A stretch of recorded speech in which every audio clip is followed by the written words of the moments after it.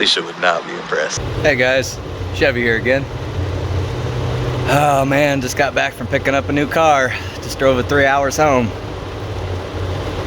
I'm gonna show it to you. Here you go. Ooh, look at that. Caprice Wagon, 1984. All original. What a cherry. Look at this interior. Look at the seat. I think she's got 121,000 original miles on it. Kind of hot. Gotta crack the throttle. She's got a Quadrajet, but look at this ice cold air conditioning. It's got a little lifter tick on the 305, but that's all right. It's a good cruiser. 700 R4, 305 ice cold AC. Got a couple little bruises, but I'll straighten it all out. I'll find some of this factory paint and I'll shoot all the spots that are messed up. It's got a different color fender up there too. But honestly, the car overall, fantastic shape.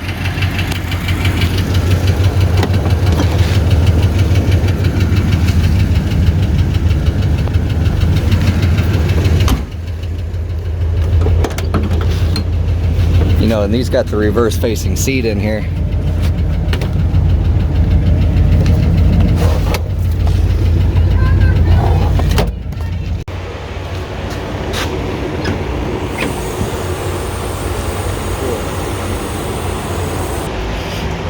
We either got a bad gasket on this side or a cracked manifold. That's pretty common. Probably just order a set of long tubes for it, like $100. We'll just put exhaust on it, get rid of this. I don't know. Maybe not. Maybe I'll just replace the gaskets. Nice having a cruiser. Well, dang, it's got new exhaust. With an old muffler. Weird.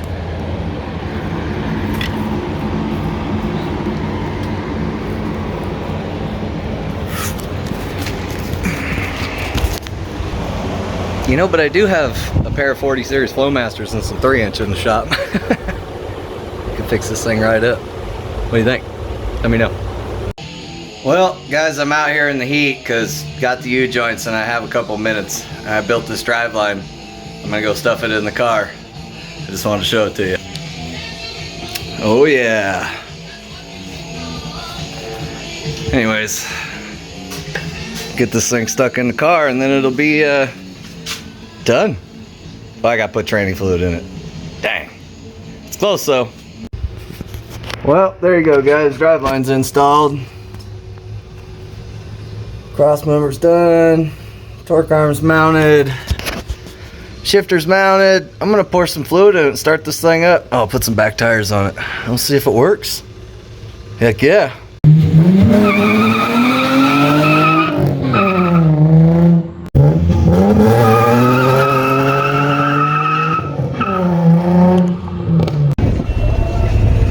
This thing is sweet. Cruising 65 down the road, air conditioning on, factory friggin' tape deck works. So comfortable in here. The power seat doesn't work. It clicks, but it doesn't move, so I gotta work on that. Other than that, I'm pretty happy. Sounds like we might have a flat cam too. We got a real ticky lifter, and it's got a real weak sounding hole, so probably slap the cam in it, but I still have a cam and lifters out of the original Boogerhook motor. That 283, it's a pretty small cam, hydraulic cam. It'll work perfect for this thing. And I don't have to mess with converter or any of that, which would be great. But just enjoying it till then. Well, just got done installing a wideband gauge into Walter's RSX. In order to tune it, we really need to know what the AFRs are doing. So put the gauge and stuff in. Walter just dropped off a few days ago. And I just did it. Got a bug and just did it. So here we go, I'm gonna show you that.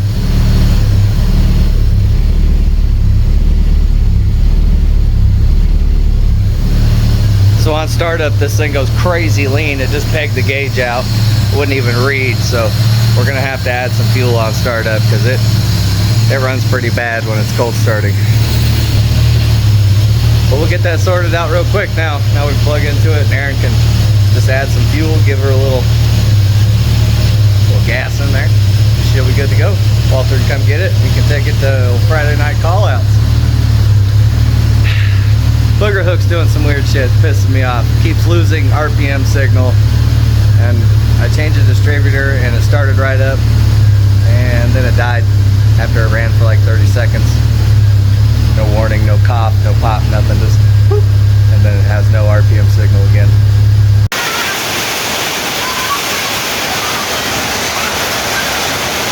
I had to put everything under cover because we're supposed to get a storm, and the hail's supposed to be like penny sized. So I wanted to get everything under cover. Wow, that's loud. Before the hail started coming, especially the Talon with that new paint job, that'd be a bummer to beat the paint off of it. Anyways, just wanted to keep you guys updated.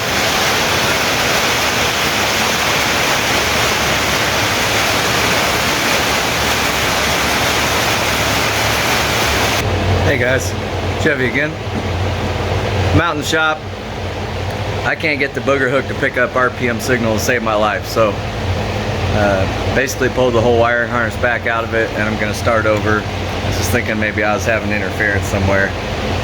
Basically all the wiring was running through the same hole in the firewall, and apparently Holly has a big, Sniper especially has a hard time with RF interference.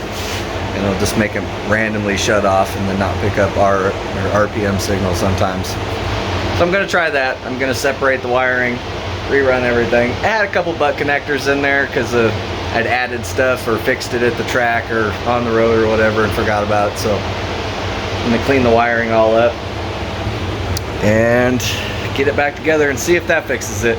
If not, I'm gonna have to order another pickup for my distributor because the magnetic pickup just took a dump, and that sucks. But it's the way she goes sometimes, I suppose. I'll switch you around so you can see the harness and see what we got going on here. This is all the standalone stuff for the Holly. Basically just got constant and constant 12 volts, constant ground here. This is the fuel pump, 12 volts. This turns the coil, it's the coil driver. So this pink wire is 12 volts keyed. This is positive output on the coil. This is the two-step activation wire. This is the fan activation wire. We got, oh, that's a constant 12 volt dedicated ground on that one too. All the grounds and constant power need to go directly to the battery on these. They can't have any, they can't be grounded anywhere else. And I found one ground that was to the body or to the frame and not the battery, so we'll have to straighten that out. But yeah, just got her gutted in here. I'm gonna move my power switch to the back of this box here too, so my buddies with short arms can reach. So that's what we got. It's a bummer. I didn't even work on the motor. Just changed the transmission and now this thing won't run, but that's what we got. We'll get her fixed. We'll be back doing burnouts before you know it. Well, I decided I was gonna pull a couple of these dents out of the Caprice real quick, see if I could save these this fender and this hood. If not, gonna try and find another one. Both the quarter panels got some dents in them.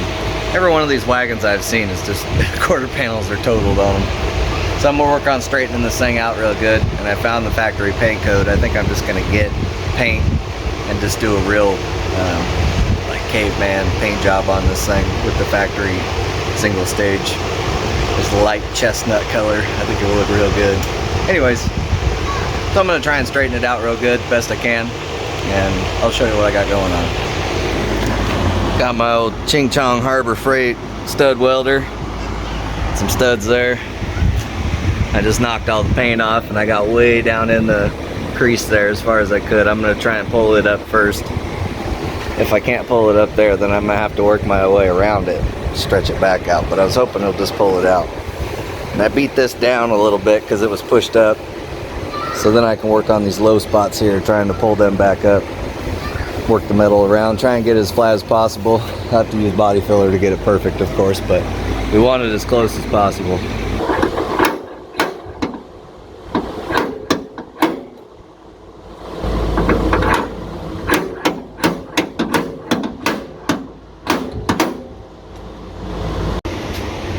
Well, I pulled the whole thing up, probably 1/4 of an inch.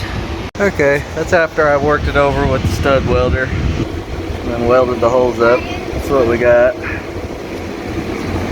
So I think the rest is body filler. Could probably pull a little bit out of here, but I don't know. Probably just body filler. It'll be good to go. Thanks for watching, guys. We'll see you later.